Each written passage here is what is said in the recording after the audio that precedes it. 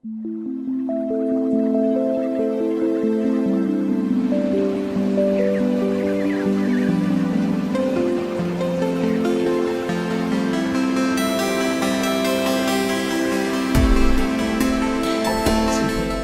June অর্থাৎ গতকাল বিশ্বব্যাপী পালিত হল পরিবেশ দিবস।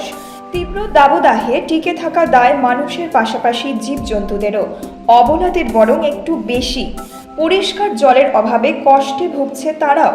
সবুজের শহর আলিপুরদুয়ারে এবার তাদের জল কষ্ট দূর করতে উদ্যোগ নিয়েছে শহরের তরুণ তরুণীরা। তাদের স্বার্থে বিভিন্ন স্থানে রাখা হয়েছে জলপাত্র।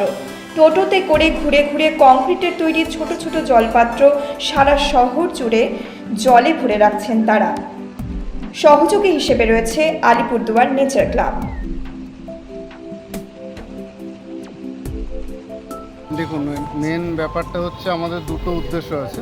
জীবজন্তু পশু পাখিরা যেরকম প্রচণ্ড গরম দাবদাহ গ্লোবাল ওয়ার্মিং চলছে, যাতে ওরা একটু পিপাসিত পশু পাখি জীবজন্তু যারা নাকি নিডি হেল্পলেস রাস্তায় ঘুরে বেড়ায়, তারা যেন জলকষ্টে বা পিপাসায় মারা না যায়। আরেকটা জিনিস হচ্ছে বাড়ির সামনে সবাইকে একটা আবেদন, এটার মাধ্যমে সবাই দেখলে পরে বাড়ির সামনে ব্যক্তিগত উদ্যোগেও যাতে একটা জলের ব্যবস্থা পশু পাখিদের জন্য করে, সেটা আমাদের একটা উদ্দেশ্য।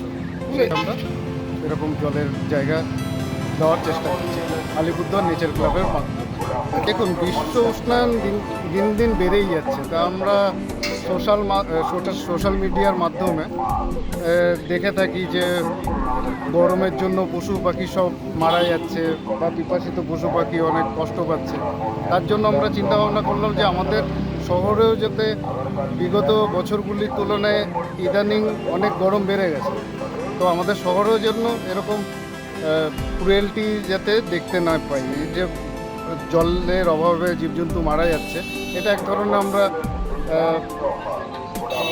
ক্রুয়েলটি মনে করি। যাতে ওরকম মারা টারা না যায়, তার জন্য আমরা এই উদ্যোগটা নিয়েছি। বিভিন্ন জায়গায় আমরা দিয়েছি, যেরকম কলেজ হল্টের আশপাশে, চৌপতির আশপাশে বা জংশনে কিছু জায়গায় আমরা দেব। এই তো আমরা জাস্ট এখন শুরু করলাম, কয়েকটা জায়গায় হয়েছে, আরও অনেক জায়গায় বাকি রয়েছে। আসলে পশু এবং পাখিদের জন্য চারটি একটা জলাভাব দেখা যাচ্ছে। একটা জলবায়ু পরিবর্তনের সাথে সাথে বিশ্ব উষ্ণায়নের প্রভাবে আমাদের বিশেষ করে ডুয়ার্সে এই জিনিসটা খুব এই গত 2-1 বছর ধরে বেশি করে আমরা দেখছি। তাই আমাদের সংস্থা আলিপুরদুয়ার নেচার ক্লাবে যারা সদস্য আছে, বিশেষ করে ইয়াং জেনারেশন, তো ওদের মস্তিষ্ক প্রসূতই এটা যে বিভিন্ন শহর এবং শহরতলি অঞ্চলে বিভিন্ন জায়গায় যদি আমরা জলের পাত্র বসাই, সেখানে জলটাকে রাখতে পারি, সেখানে পাখিরা এবং পশুরা তাদের তৃষ্ণাটা মেটাবে। এই উদ্দেশ্য নিয়েই আমরা এই কাজটা শুরু করেছি। আলিপুরদুয়ার থেকে শামু দাসের রিপোর্ট, নিউজ মেট্রো।